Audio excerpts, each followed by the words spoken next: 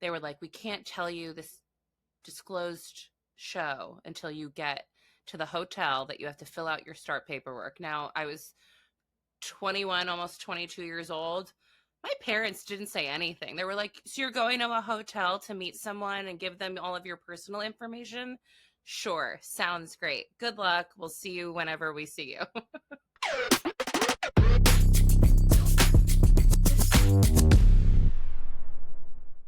Our guest today is Becca Falborn. She owns PR firm Little Bird, and we talked about her start in reality TV. She worked on the Jersey Shore, Nightmare Tattoos, and now she owns the PR firm and she does all kinds of different advertising campaigns. She works on different productions.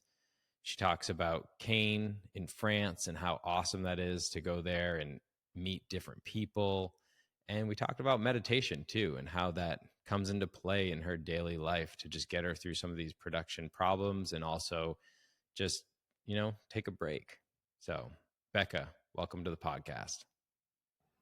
Thank you for having me. Of course, yeah. If you want to dig in a little bit about what Little Bird is and what you do. Yeah, so Little Bird is a PR, marketing, and business development firm that I launched in January. My priority concentration is based around developing production and post-production companies' reputations and client base across the country.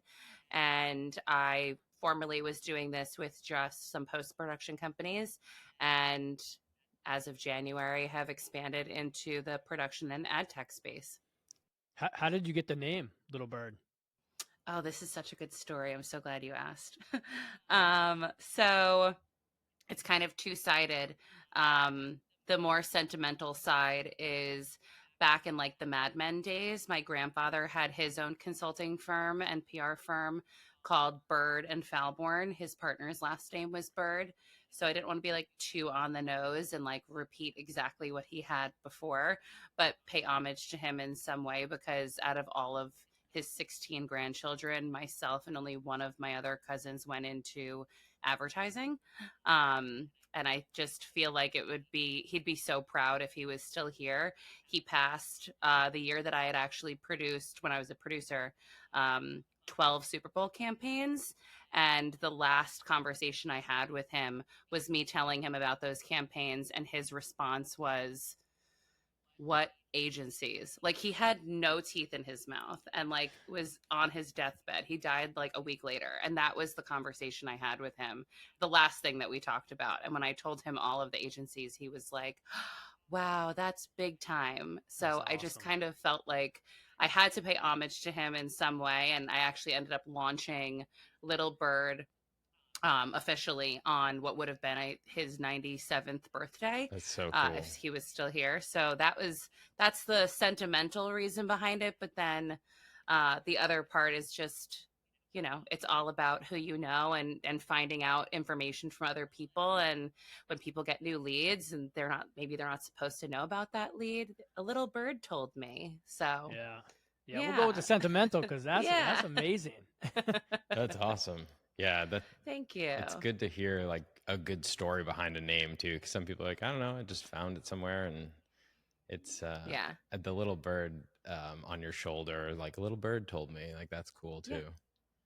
Yeah. So what's something you're excited about currently that you're either looking forward to or you're working on now?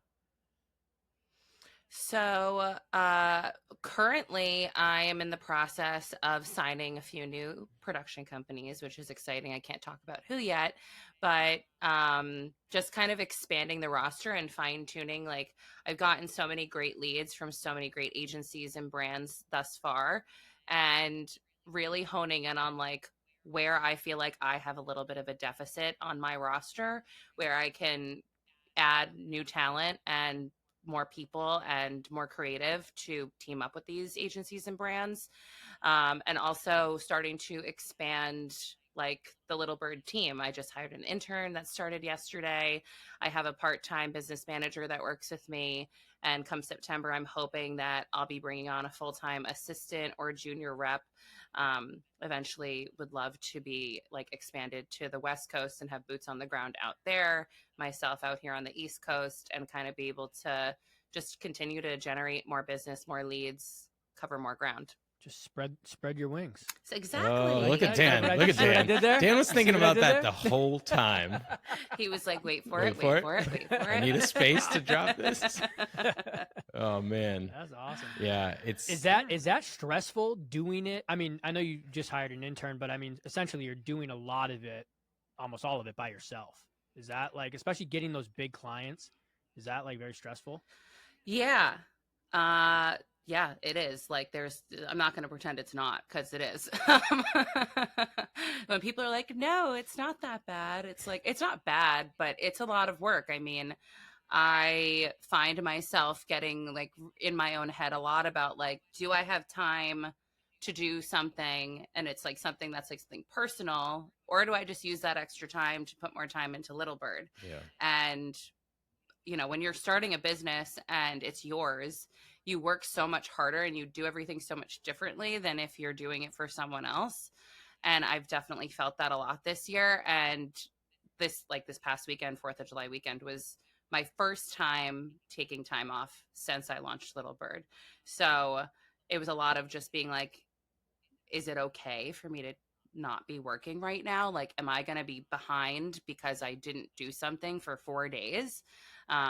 But then I just keep telling myself, like, if I burn the candle at both ends, no one's going to benefit. So I came back very refreshed and ready for some extra help to start. And it's just a lot, like, delegating is hard when it's yours. Yeah. So yeah, it's been a challenge for sure, but a good challenge. You got to take that time off though. I mean, it's tough to do. I started a production company too, and it's like, it's tough. I mean, you want to keep going. You want to keep, because it starts growing and you're like, I can just put more and more time into this thing. But if you don't take that break, you do feel the burnout, and you do feel like this isn't like, you're not going to be able to like withstand keep doing it, Right. Yeah. Exactly. So what's the like one project that you got when you were first starting out that you were like, all right, this is going to work? Like, is there one project that kind of like changed the game? You mean like in my career or for Little Bird in I general? think in your career, like when you were like starting out and doing this thing, you're like, all right, this is fun. I think it's going to work. I'm not sure yet. And then all of a sudden it's like, boom, that's it. Was there that one moment?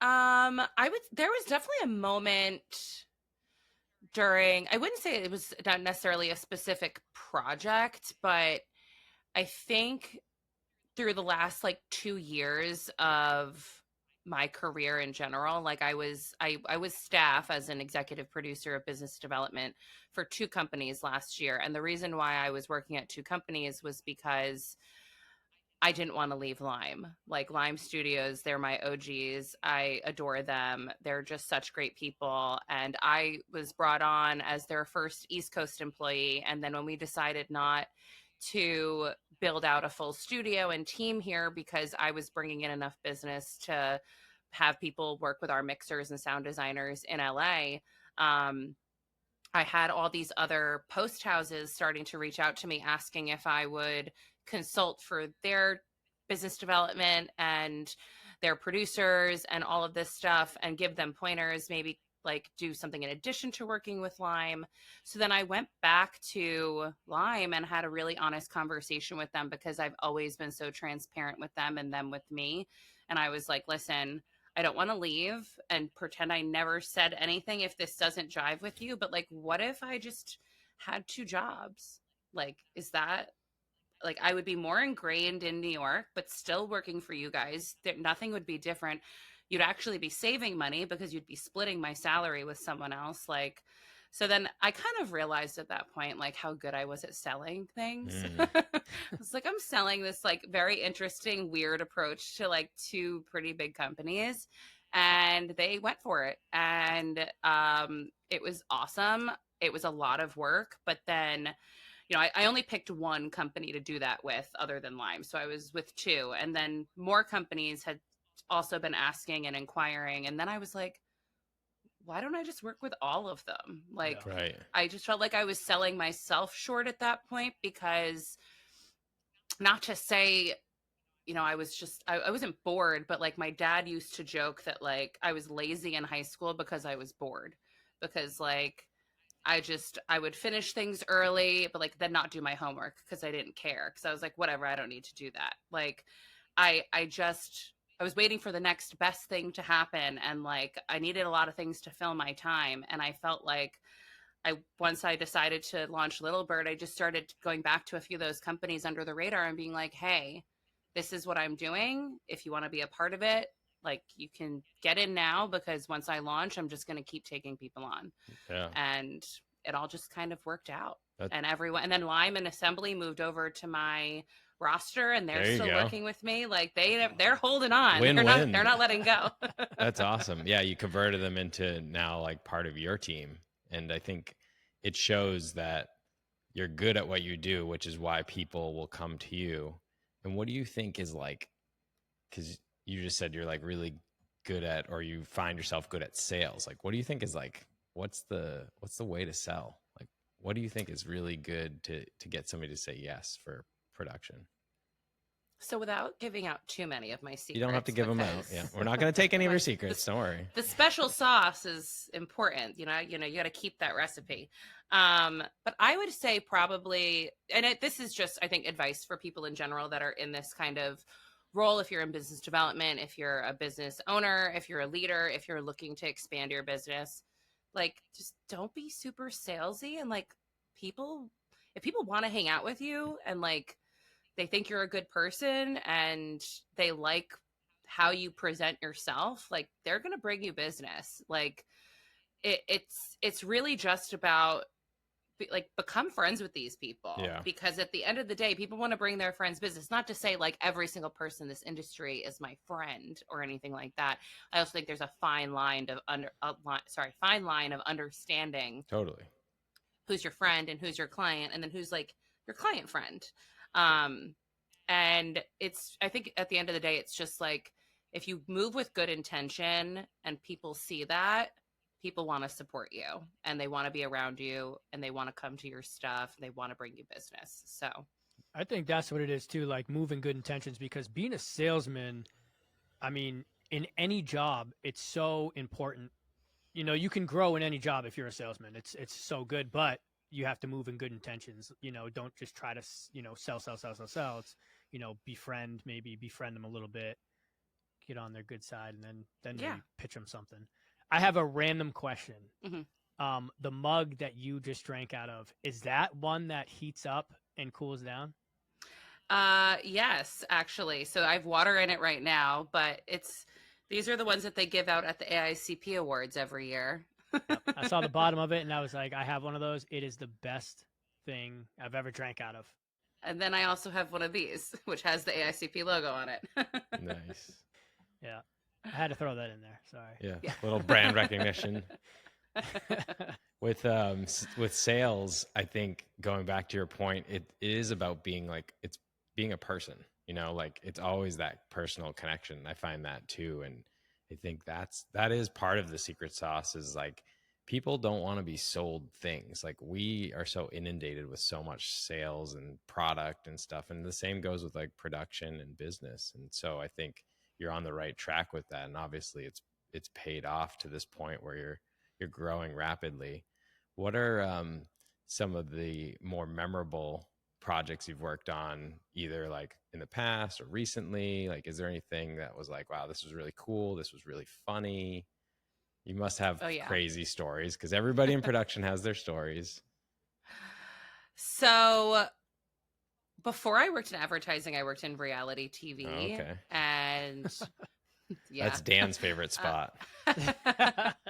So my first job out of college, I was a production assistant for 495 Productions, and we were filming simultaneously in Seaside Heights, Jersey Shore, and Tattoo Nightmares. Oh, wow. And Tattoo Nightmares. Just like two epic shows to be on at the same time. Yeah. So that was it was literally 2 weeks after I graduated. They were like, we can't tell you this disclosed show until you get to the hotel that you have to fill out your start paperwork. Now, I was That's crazy. 21, almost 22 years old. My parents didn't say anything. They were like, so you're going to a hotel to meet someone and give them all of your personal information? Sure, sounds great. Good luck. We'll see you whenever we see you. Sounds like a So great I job went. opportunity. Yeah. So, I mean, I was with a friend of mine who I had known from high school who I had bumped into, and he was like, hey, do you want to be a production assistant? We both studied the same thing, blah, blah. I actually still have the voicemail that he left me because it was so long and so funny. We joke about it all the time because he says the word production assistant like 100 times.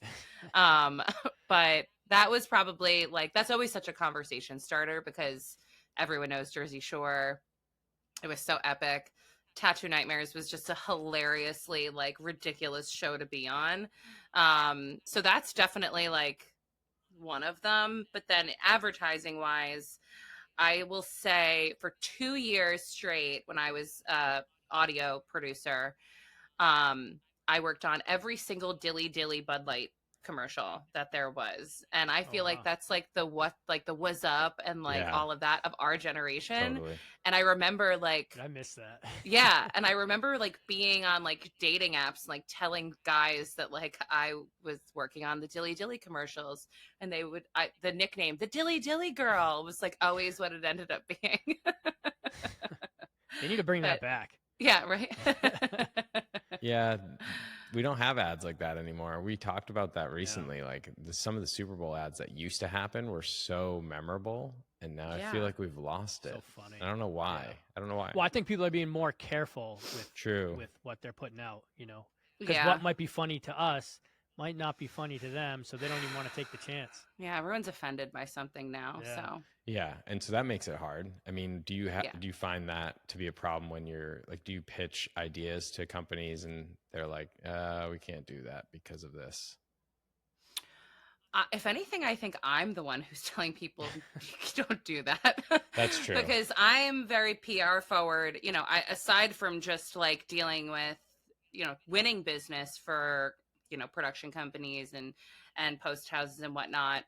When I'm writing, or even like when I'm deciding what we're putting on social media for certain companies, like, I tell like, don't reshare that. Like, that's not good. Like, that's not going to translate well. Or like, one time I posted something and someone told me to take it down because it was like talking about like women and like sanitary napkins. And I was like, no, like, I'm not taking that down. Like, it's a tampon commercial and it's funny. Like, we're leaving it up there.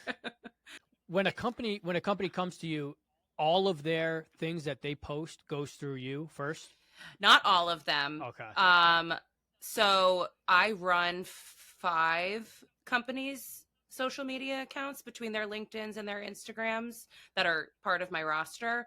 But historically speaking, I've always had a say in every company that I've worked at, like Wow. what is being put out there, because I guess I just have like a good pulse on like what's canceled and what's True. not, like what's in and what's out. And I just think also like my little brother is 12 years younger than me. And when he was growing up, like he got into like Instagram and all this kind of stuff. And I, just explaining to him, like when you put something on the internet, it doesn't go away. Right. Like you Yeah. think you deleted it, but it's archived somewhere. And you have to be careful with what you say on the internet because it doesn't have to go there. Just keep it. There's inside thoughts, Right. like leave them there. Yeah, a lot of people don't know how but to do that because I've seen. Yeah. We've all seen a lot of things where you're like, really? Do you think that's a good idea? Yeah. I mean, there's people in this industry, and I won't name any names, but that they post whatever the hell they want to post, wherever they want to post it. And it doesn't affect their business at all, and great for them. But, or maybe it does. But at the end of the day, like they're still successful. And I mean, look at our presidential candidates, but hey. No, it's true. It's like both are doing totally different things, but both are doing things that maybe no one really approves of, but it's just like, But Yeah. I almost think that's the way to go is post what you want to post. And if people don't like it, they're not going to buy your thing. But it's like some of those companies that are still successful because they don't fall into the, oh my God, you're canceled. Why'd you do that? They don't apologize for it. They just yeah, for either, some leave it stuff. up or it is what it is, Right. Some I think stuff. I agree for some stuff, but then other things I'm like, Just too extreme. maybe don't say that. Yeah. Like There's definitely a line. I mean, yeah. I want everybody to like have freedom of speech and do what they want, but like there is a line. Like I've seen some stuff where I'm like, oh my God, I can't believe they're doing this. Yeah. I guess I just haven't seen too much of the crazy stuff. Yeah. I think a lot. Like there's a close friends option on your Instagram story for a reason. Utilize it when you're unsure. Oh, it only shares to your close friends? You can make your close friends group, and those are the people that you're like, I don't care if they judge me or not. I'm going to post it anyway. Oh, I didn't And it's know a that. story, right? I think it just like, Yeah, just a story. Yeah, not a post. You don't want that. You don't want that living there for longer than 24 hours because you never know. unless they like screenshot it and then they post it somewhere, which could happen depending on how It crazy it always is. happen. Yeah. I mean, I was so happy that I didn't have social media in college or growing up. Like because I have a sibling that's 11 years younger than me, and same thing. He had all that stuff, and I'm so glad I did not, because I think we had Facebook in college. That was it, but like nobody really used it. Yeah. Instagram started when I was in college, and like I had a Twitter account, and it's funny because I hosted a podcast for a post-production company during COVID, and it went global, and they told me I had to go through and clean up all of my past accounts. Oh wow. Which was a lot of work to do because I didn't realize how many things I said when I was 19 that I didn't realize with like. But who? That's what's crazy is like, who's going to go back and be like, you said People that will. 10 years ago? I can't believe that. People will. I mean, that's People do. unbelievable. People Right. I mean, do it. that's how Kevin Hart got canceled Yeah. to do, what was he supposed to do? The Oscars or something? Or whatever Yeah. he was supposed to do. And yeah, they were like, you said this 10 years ago. I mean, that's unbelievable. But people screenshot stuff too, because then like people will delete a Twitter post and it will say this has been deleted, but people will save them Have already saved and then it, they'll yeah. repost it as like a picture, and you're like, oh, uh-oh. I mean, I screenshot things sometimes when I know that I'm like, Me too. this Come person in might handy. wrong me someday.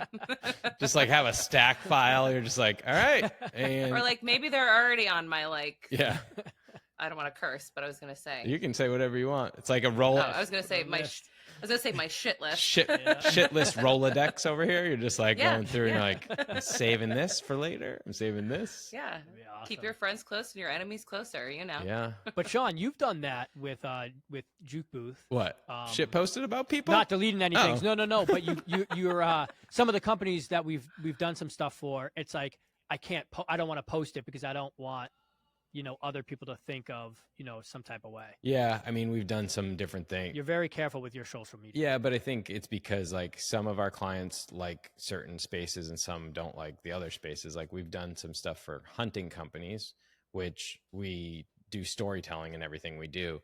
And some of that stuff we haven't posted on social because it's dealing with hunting, and like some people just don't Yeah. like hunting, even though it was like Yeah. a And really And guns are very controversial. Like, I get it. My dad and my brother go hunting, and I don't always repost when they both get a really great deer, but I'm going to eat the venison still. right. Right. Yeah. And like you enjoy those moments, but you don't need to share everything. And I think Yeah. that's part of the way of this business too, is like we don't always show like behind the scenes of everything we do, depending on what it is. And some clients don't want you to share some of this stuff. They don't want to share like where you're filming or what you're showing behind the scenes. And some of it is secrets, like where you're like, you think it's a secret, at least you're like, we filmed this a certain way and we don't want people to know, even though it's not Yeah. that big of a secret. But Yeah. you have to be careful with what you post, because like you said, it can lead to something later down the road that you don't want. Exactly. Yeah. And Yeah. so you probably do some gatekeeping with some of these clients where you're like, hey, let's not do that. Yeah. And do you find that a lot? Do you find there's a lot of times where you're like, we can't do this? And why would you do that?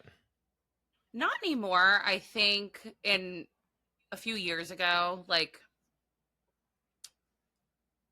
back when I was working with people that I didn't want to work with, maybe, but like I think I've gotten to a point where I surround myself with people that I trust, and I know that they're like-minded, and I know that we have the same standards, and I don't really have to worry about it that much because they I would never expect that from them. Almost like we all get it, and if anything, they're the ones leaning on me, being like I have calls every 2 weeks with most of the companies that I run their social media accounts for to like roll out a plan of what we're doing and how we're doing it and how we're framing it, um, to make sure that we're always putting the best foot forward. And they're the ones leaning on me. I'm not leaning on them for it. So um, it does put a lot of pressure on me though, because like if it is something that we're not sure about and we're like, this is a little risky, but we're going to do it anyway, I made the ultimate final decision. And then Right. I mean, it hasn't, knock on, I don't have any wood in my, there we go. Knock on wood. Nothing's happened yet, but you know, otherwise in the past, I've definitely had to go to people and be like, you have to take that off your personal social media. You can't have that out there. Now, do they hit you up before they, like, say they were going to make a quick little social media ad and, it was $20,000 to make this ad. Then they want to post it, they show it to you and you're like, "No, no, no, no, no, don't post this." Or do they tell you beforehand? So usually what happens is the so what I deal with is I don't deal with the concepting of like the brand development and like the creative of it. The agencies and those brands will come to me to look for like their production and post partners to help bring that idea to life. So their message is already created by the time it gets to me. 99% of the time I've consulted for like smaller brands and smaller local businesses for like their social media ads, but it's never anything that they've already spent like tens of thousands of dollars on that I'm then like, no. if Yeah. if I'm ever being consulted for something like that, I'm being brought in early enough that my opinion is there before they've spent that money, so it's not a waste of everyone's time and energy. um but we've definitely had ads go out that we've worked on that we're like, we just don't, even though the client's okay with us sharing it, we don't feel comfortable sharing it on our accounts, but we're happy to celebrate it on its, we're a part of the PR release itself, or they've tagged us in it, but we're just not going to put it on our own pages. And that's just Yeah. that. And that's that, that we have had to do before. Yes. Yeah, I think it's there's certain things that you want to be a part of, and there's other things that you don't because of the nature of what it says, or maybe it's not like on brand for Little Bird really, and like you're trying to attract new clients, and that's maybe not going to attract the clients that you want to. So you're careful about it, which makes sense. Yeah. I mean, even like working, figuring out new companies to add to my roster or drop from my roster, like if I feel like someone's not resonating with my values and how I feel and how I do business, then we're just going to go our own separate ways. So what do you look for in a partner, post production, production? Is there something you're specifically looking for? Are there certain areas that you're still looking to fill? Yeah. So post production, I have covered pretty much. And I really, really adore all of the post production companies that I work with. And even a decent amount of my production companies offer post as well. So if the need isn't met with one of the other companies, it's usually met with one of their internal post teams. I would say at this point, like, so when I first started, I signed a bunch of production companies because I had leads coming in faster than I expected. And I needed to make sure that I was putting people forth for those leads so that those producers from the agency side would continue to reach out to me for new projects. So I had signed a bunch of companies that had a lot of like off roster directors as opposed to like a really extensive 10 to 15, directors per roster. And I noticed that when I started to get more companies that had a set roster of directors, that I was getting further with them as opposed to the ones that didn't have as big of a roster or as big of an offering.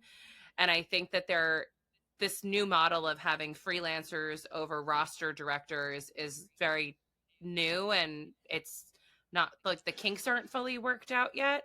So I'm looking for more companies that have a set like signed roster, but like a diverse signed roster. Like I always want a female, I always want someone of color, a minority. Like I don't like to submit a bunch of directors without having equal representation all around. Um, and that's just what I look for in most companies moving forward. Um, and I want companies that understand that that's something that they should also be just trying to do with their own business as well. Um, so yeah, so that's really like what I'm, hoping to continue to expand and hone in on in the future. That's awesome. And I think going to the female side of things, like we up here, like in Boston area, have a hard time finding like women who are directors, women who are filmmakers. I mean, I've found a bunch of women who are photographers, but it's harder than I thought. And I don't, maybe you're near New York, so like there's a lot more, but it's interesting. Like when I go to look for that to hire directors or DPs, it's hard for me to find female anybody in the industry up here, at least. Do you see that Yeah. more down there? Do you see that there's more people available now? I mean, in Boston, have you ever been able to find many people? Yeah, I mean, I know a few. I mean, I just signed a Boston-based production company, Vagrants. Nice. They're my newest addition. Love Yeah, them. we know them. They do have some female directors, Got it. which is great.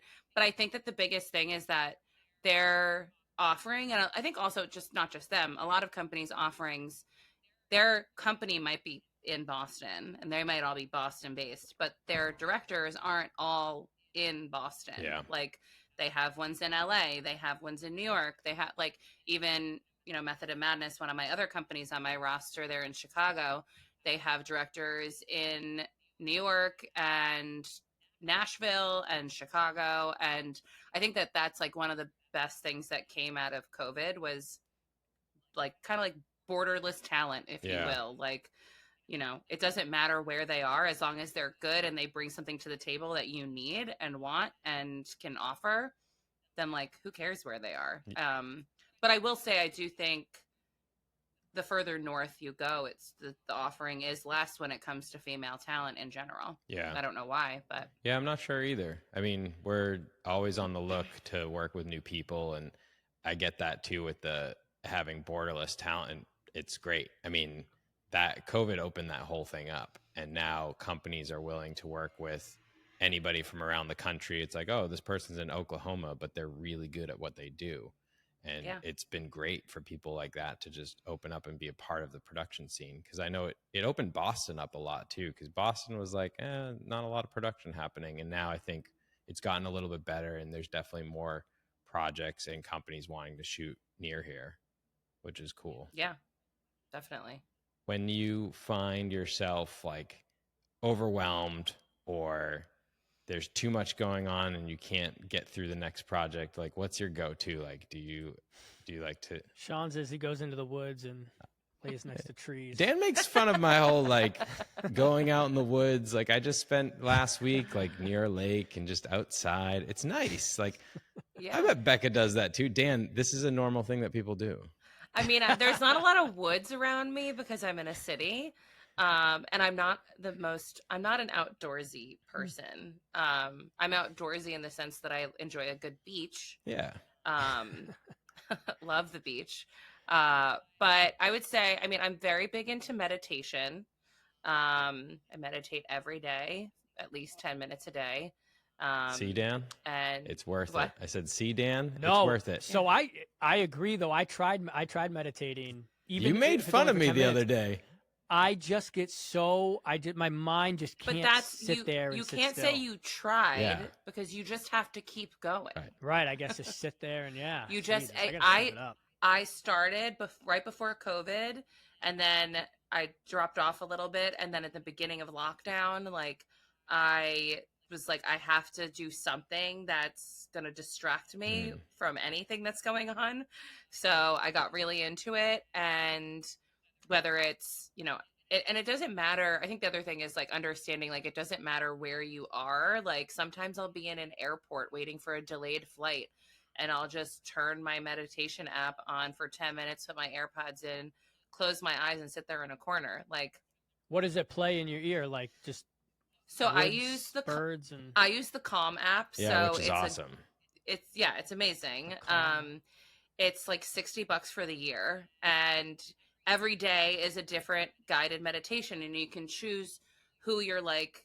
Oh, it talks to you. Yeah, like it. Well, in the Oh, beginning, okay. it talks to you, and then like I use I like go back and forth with a few of them, but like they'll start, and that, like, Tamara Levitt is the one that I always pretty much use, but she'll start, tell you like what the topic of that day is, and then you get settled in, and then you go through your, like, I think probably like 7 minutes where nothing's, it's just like sounds and meditation sounds, some outdoorsy sounds, and then she starts back up, tells you a little like story, and then ends it with like, kind of like a full circle moment with a quote, and then you're done, and that's it. And I'll either do it at home in the morning when I first wake up, I'll do it at the sauna at the gym after I'm done working out, at the park if it's nice out. Like I said, if I'm traveling, I don't care if I'm in an airport or on a plane.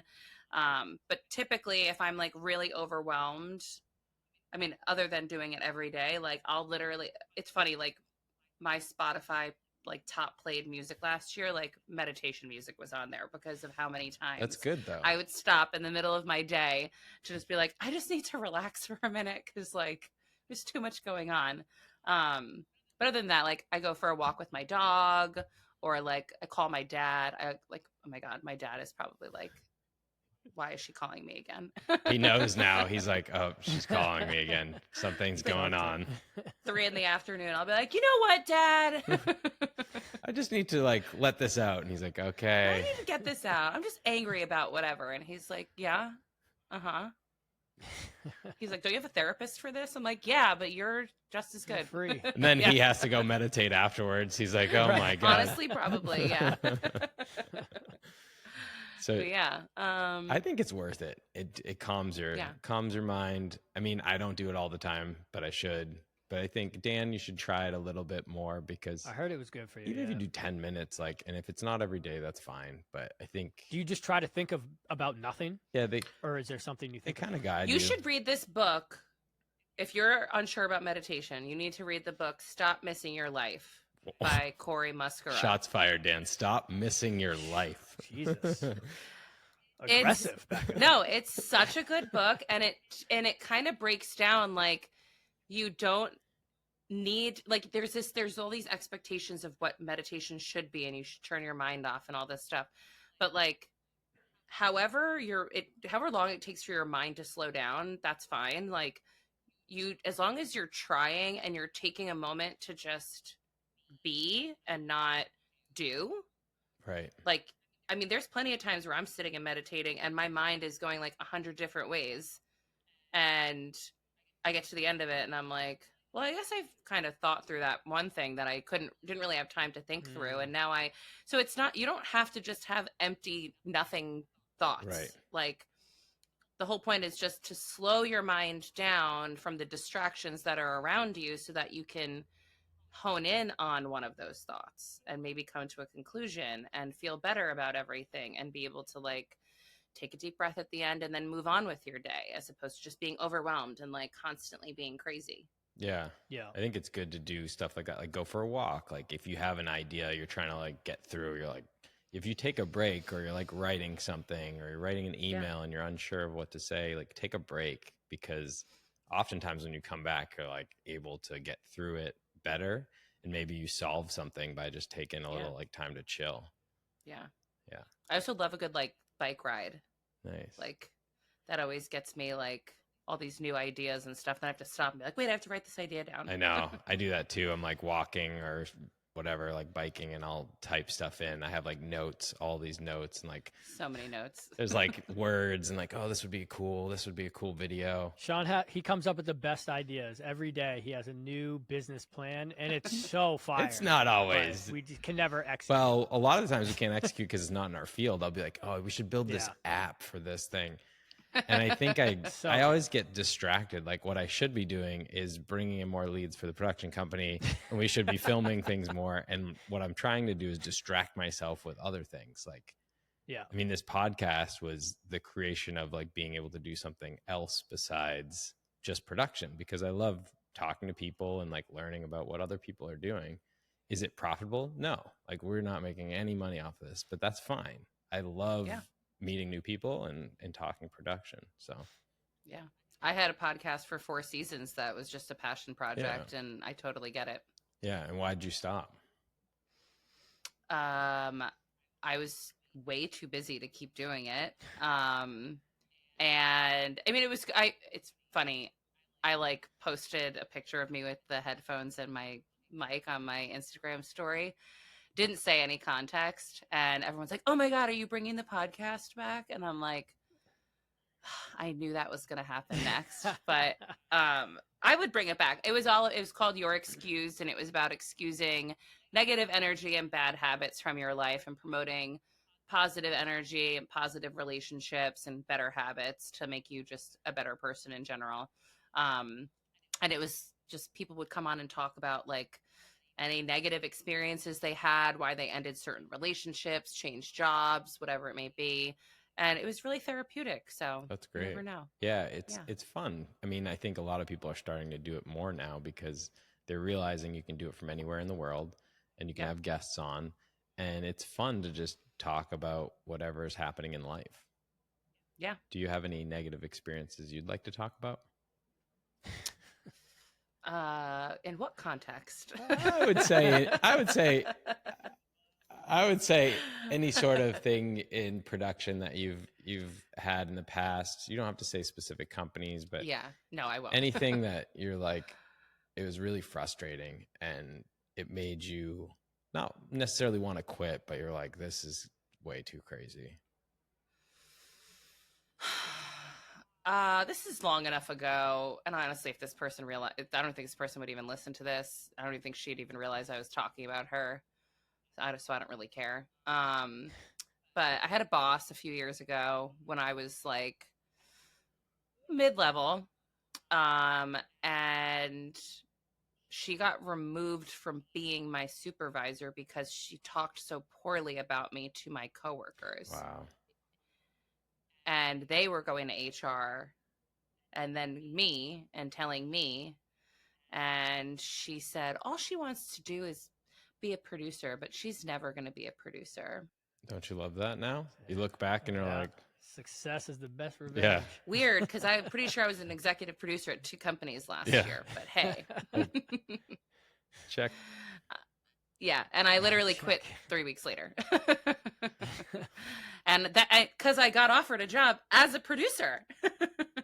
Yeah, sometimes people just have to do that to you, like give you all this negative energy, Yeah. and you're like, it fuels you sometimes. You're like, oh yeah, well watch me do this. Oh, I love I that. am like the epitome of someone who like, you think I can't do it? Yep. Okay, we'll see. I know. I love that stuff. I'm like, oh, you think we can't do this? You can't do that. Oh, you're in whatever, Boston. You can't do this type of production. Yeah. It's like, let's go. Let's do it. Let's make it happen. Yeah. Like, try me. I'm ready. Let's go. I mean, it's funny when I launched Little Bird, I had a bunch of companies reach out asking if they could be on the roster and how, we could continue that conversation. And one of them totally didn't even realize it, but they were one of the first companies I ever interviewed with. And they didn't hire me. That's the best. Oh my God, that's the best. And they're not on my roster. They won't be on my roster.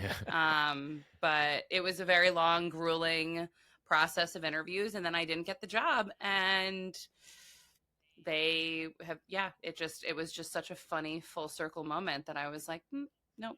Did they ever put 2 and 2 together? I think so. Yeah. I mean, I interviewed with them like, over 10 years ago, but people don't forget. Yeah. Yep. Yeah. It's true though. Like, I don't forget that stuff. And you know that other people Yeah. don't, which is why you should never burn bridges, because it's like, especially this world is very big and there's a lot of people doing production, post-production. but it's very small at the same time, where you do one thing that you shouldn't have done, everybody finds out slowly, or that person Mm-hmm. maybe moves to a different company, and then you find out you're not going to get these roles. And so people that like the lady who was your boss, like she may go to another company, or she may have gone to another company, but at some point other things will happen where somebody's like, I remember she talked bad about all these Yeah. people. And it's not a good way of living your life, and it's not going to make you a better person or make you better at your job either. Yeah. I always say there's no reason to put someone else down to bring yourself up or like dull someone else's light so that you can shine brighter, because there's a place for everyone in this industry, and you literally you don't know where someone's going to end up. Yep. I know plenty of people who have been on the post production side who are vendors of mine who are now on the agency side and are potential clients of mine. And I've always treated everyone the same way, because you never know who could potentially be that person that could bring you business, or vice versa. And when you need a favor from someone. And I think that a lot of people in this industry, especially this newer generation, don't know that and don't realize that. Right. And that's a little lesson for everyone listening. Yeah. Do you think that the production world now, the way that these massive agencies are still around, do you think that that's a thing that will continue? Or it seems like the style that you have, your PR firm, is a really good business model at the moment because of like all the moving pieces, being able to adapt to certain situations. Do you think that the big agency style might go away? I think we're like, I don't want to say on the brink because that's so dramatic, but like I think that we're kind of on the brink of like a big shift in the advertising world in general. You're seeing these agencies that started over the last few years, like Mojo and Mischief, and they're getting bigger and hungrier, and they're hiring the bigger names that were either like left other places or were let go from other places, or were undermined when they were really really you know like big assets to those bigger companies and those bigger teams. And they're all coming together and starting these boutique agencies, if you will, and going directly to those brands that they already had those relationships with, and taking that business away from like the bigger, holding company, big sixes and all that kind of stuff. And I love it, Yeah. honestly. Like, because the other thing is like all these bigger companies, like I work with a lot of them, and nothing against any of them, but like the mandate of like bringing things in house and like taking away from all these post vendors that are like the most talented artists in our industry, that are historically the ones that have brought all of these people's like titanium can lion winning campaigns to life. And then they're like, nope, we're going to mandate we have to bring everything in house, and we're going to have our own in house people, or we're going to hire freelancers. And nothing against freelancers, but like, what about the editorial house or the audio company or the music house or VFX? Like, what about all those people that you worked with for years on these huge campaigns that were the best partners for you at the time? Now you're not going to work with them anymore because you're deciding to mandate bringing everything in house so that you can just make more money. Right. Like, why not make a partnership with those companies? Why not partner up with like team up with them, like make a deal with them, something like. I just feel like when I first started as a producer, it was so much different. And then all of a sudden, this in house model started. I mean, even like with production companies, like I just got put as like one of like the preferred rep vendors lists or whatever at an agency. And they've straight up told us after we sent like 10 director reels, oh, we're just going to bring this one in house. Yeah. That happens to us too, where they're like, oh, we don't hire externally. Like we talked to a big brand not too long ago, and they're like, we don't hire externally. I'm like, I don't believe that. I don't believe that that's Yeah. true. And if you don't, you're missing out on like new talent and ways to shift the way that you put out content. Right. And I think that I think that's why I'm saying like on the brink of a big change, is because there are these smaller boutique agencies that are coming out of the woodworks, going to these bigger brands, and it's less money for these bigger brands to work with these smaller boutique agencies because they're more innovative and they're cut from different cloths than these, you know, big gigantic like monopolies essentially of these holding companies. So I think in the next 2 years we'll see a big change.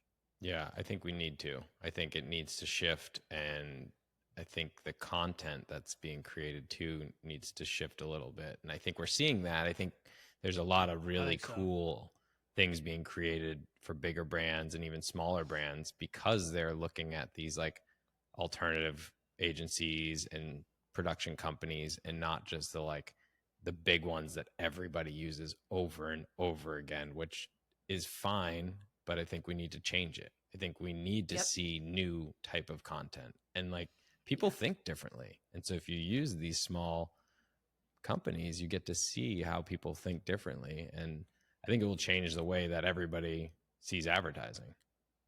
Yeah. I mean, if I'm being quite honest, I think we had some of the most boring Super Bowl ads this year. Boring. I know. And I can say that because Oh. multiple companies that I work with have worked on them. And it was like a consensus. We were like yawning during the Super Bowl. And isn't that crazy? They're spending $8 million or whatever they're spending on it. And it's like, well, half it the was brands okay. dropped out of their media buys like a month before. And then they had to like, Oh, no way. yeah, it was like this whole big thing. And then they had to change like the media buys, or else they were just going to have like, I mean, there were even things aired that were like during the Super Bowl that weren't Super Bowl buys. They were past commercials that had Right, 'cause aired they had to like just fill months the spot. before. Yeah. I wonder if if the Super Bowl will make it so they can't drop out. Once you buy in or whatever, you can't just leave. Yeah. Because it kind of screws them. But, I wonder why that is. Do you think it's just like there's not enough people watching this anymore, or the opportunity's not there? Like, why are people dropping out of something that's such a big event? I don't know, but I think it's partially that, but I think the other part, and I talked about this earlier this year with a bunch of people on a panel, there's no like mystery factor, surprise factor to any of these anymore. We get articles about the teasers for all these campaigns like a month before the Super Bowl. Right. And then it's like, I miss the days where I knew about them because like I was working on them like on the post side or whatever. And we couldn't talk about them. We couldn't tell anyone about them until the day of. I remember my family still texts me, what are we looking out for tonight? And I send them a list. But I only do it the day of. And I always say, you cannot like, now it doesn't matter though. Right. Like they're all out there. Like there's 100 articles out there about every commercial and every, whatever it may be, like every brand's buy and then their story behind it and all that. So like people have already seen like, the 30 or the 15, but then like the 60 gets aired or the 90 is aired or whatever. And it's like, okay, but it's just a longer version of the one that we just saw. Like there's nothing exciting about it anymore. And I think that that's a huge reason. And I also think that brands are trying to do good with their money more than like spending it on millions of dollars of a media buy for something that like, they're like, oh, well, maybe we should invest in doing that for like the Golden Globes or the Emmys or like, something else. I don't know. I feel like the Super Bowl is you still have a lot of millions and millions of people watching that. A lot of people do just watch it for the commercials. And I mean, we were talking a couple episodes back about like that Coinbase company that did the bouncing QR code. And I think, I mean, one, it was very enticing. People are like, oh my God, like this is such a simple ad. They were very curious. So they scanned it. But the other thing is it wasn't played ahead of time before the Super Bowl. So maybe companies need to if they're going to do a Super Bowl ad, just keep it for the Super Bowl and that's it. You know what I mean? I think it would do much better. They're trying to stretch their Right. content. They're trying to get their money out of it, but right. But I feel like I guarantee you their revenue is no different. Right. If they want to look at that, the revenue of before, after, like. Oh, you think so? Of Coinbase? No. Of Coin? No, not Coinbase. No. And I also love that one. Their Lime mixed that one, so. Sweet. All right. Yes, so I have nothing bad to say about that one. But no, I think in general, like the brands that are giving teasers before, there's no difference in their revenue. It's not like there's Coca-Cola is not selling more Coca-Cola because they teased their Super Bowl ad. Right. it makes them feel better because they're using their commercial that they spend a bunch of money on It's longer. But yes, yeah, exactly. I know a lot of these Exactly. companies, you wonder, it's like, do you need to advertise anymore? Like, people are just buying your product, like the big ones. Like some of these other, like Coca-Cola. yeah, it's like, I guess it's nice to see every now and then, but people will buy it regardless at this point. Yeah. Think about how much money they'll save if they don't. Although you see marketing genius, or I say it's genius, of like Liquid Death. They came into the market and they just like killed it. And they were selling something that was very similar to everybody else, but they just hit it like perfectly with their marketing. Yeah. And they took over that beverage industry, I think, very well. Mm-hmm. And we're still Yeah. seeing some cool stuff coming out of them, which is fun to watch. Yeah. Are there any other companies that you think have done really good advertising recently or storytelling that you like love to look at or even reference? I feel like when you put me on the spot like that, like I'm not, I like go like my brain just goes blank. I mean, I'll go. But I can go first of another one that yeah, I like. yeah, jog my memory a little. I'm also gonna look. I have a list of Yeah. projects that we've worked on, and that might jog my memory a little bit more. Like, what about Prime? Logan Paul. I mean, I'm not a big fan of him, but that drink company Prime. I mean, he's killing it. With I literally have never seen any of those ads. Yeah, Wow. I don't know. They have a lot of ads. I think they're just killing it. I don't think it's ads. I think it's more he does more like social media. Well, he has a That's massive, definitely not my quick little algorithm. videos. So there's that. he has a massive audience too. So like, I mean, Yeah. a lot of these creators are starting their own companies because it's like the minute you just turn it on, like, hey, I sell like Mr. Beast sells chocolate. It's like the minute you start doing that, it just like sells off the shelf. You know which one I thought was really funny this year? It was the Manscaped commercial with the little guys that have like a bunch of hair on their head, like walking around in front of the guy, and then I don't think I've seen that. afterward, oh my god, it's so funny. Oh, I'm gonna check that out. It's like it's hilarious, but like it's just really good. And then, I think Meta's been doing a lot of really good ads that are more storytelling as opposed to just like, and it's promoting products that they're now developing too. Like the Ray-Ban Meta collaboration. Sick. Yeah, Dan has Thanks. some. Assembly did I the love color those. and finishing and VFX for that one. Oh, sweet. Little plug.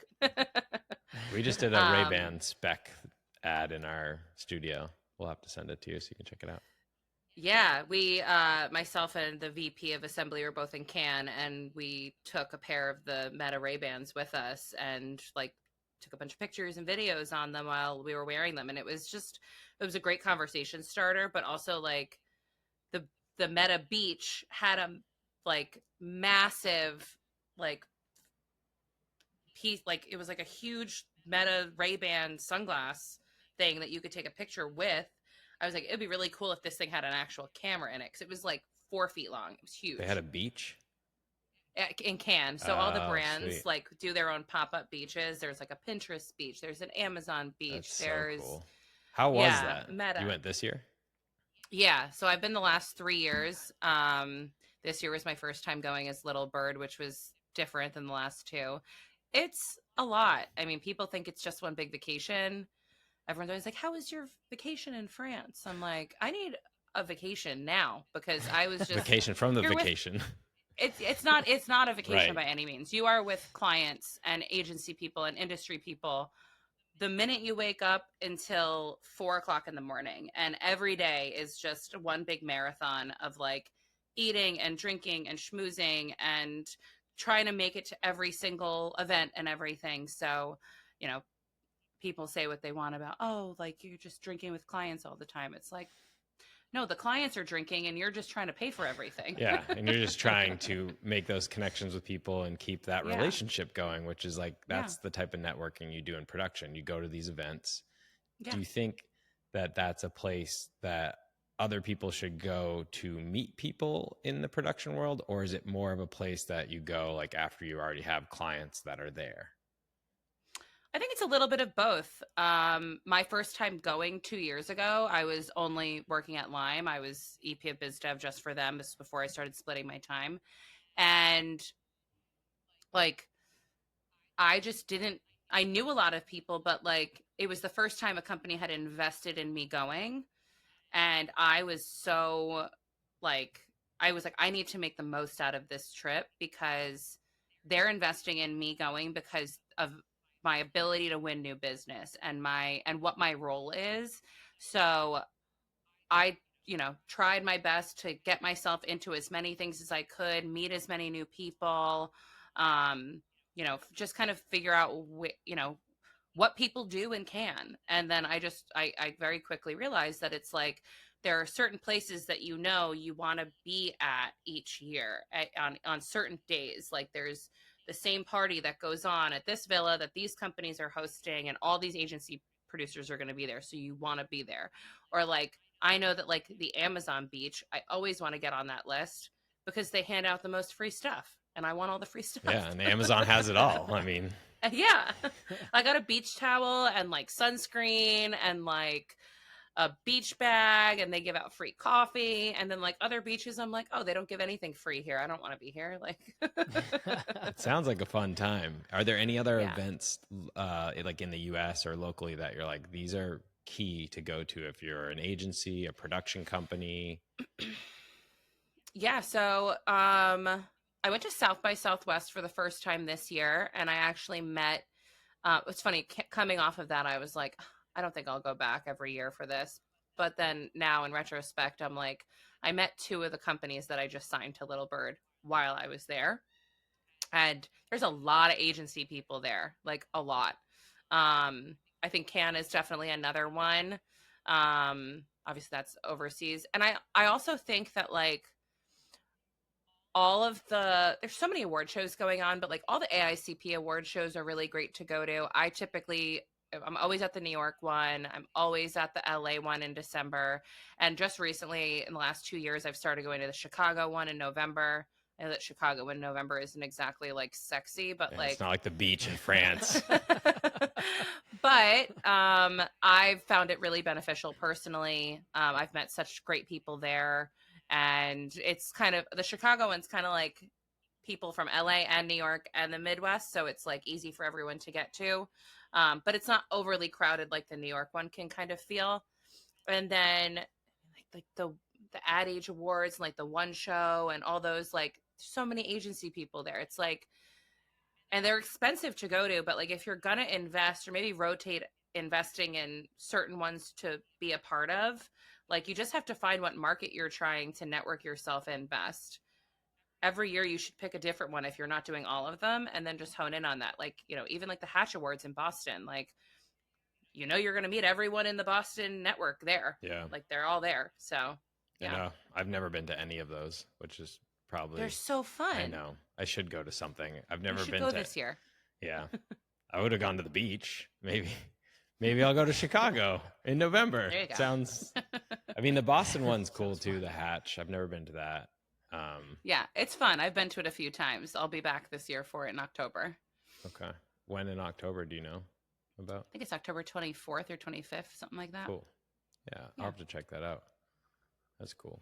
Is there any other advice you'd give anybody that's starting out as a producer or in production at all that you think would be worth, like anything you've learned that you're like, this is the one thing that I think is so important? Stop trying to keep up with the Joneses. Yeah. Like, don't compare yourself to other people. Don't worry about if that person's a producer and you're not a producer yet. Don't worry about if that person got promoted and you didn't get promoted yet. Just worry about yourself. Like, work hard. Try to like cancel out all the extra noise and like manifest the things that you really want to happen in your life. Because I always say, if I like, just speak it into existence. I like tell people things because it makes me feel like I have to hold myself accountable for actually doing it then. But just like no one's going to make something happen for you. No one's giving anyone a handout. Like, people have asked me 100 times, like, oh, how did you grow so fast? And you must have investors. It's like, nope, all of this is just me. Like, this is all self-built. And I got myself down really bad rabbit holes of comparing myself to other people's successes, my lack of success to other people, wondering why not me. And all the energy that you spend doing that, you could just spend on actually making something happen. So that's my little tidbit. I like it. Yeah, it makes sense. It's like focus on you and what you're building and just keep going forward, because eventually good things will happen if you put in the time and the effort. Yeah. And then everyone else just in the rear view. Like you just, Yeah. And then people are fine. trying to compare themselves to you. And then people are calling you being like, hey, can I be on your roster even though I didn't hire you 10 years ago? Like, people don't forget. Yep. Awesome. Well, Becca, this has been fun. Thank you for coming on. We appreciate it. Thank you so much for having me. This was awesome. Yeah. We'll talk to you soon. I'm going to start meditating now. Dan, read that book. I am. I have it pulled up All right now. right. That's the pod.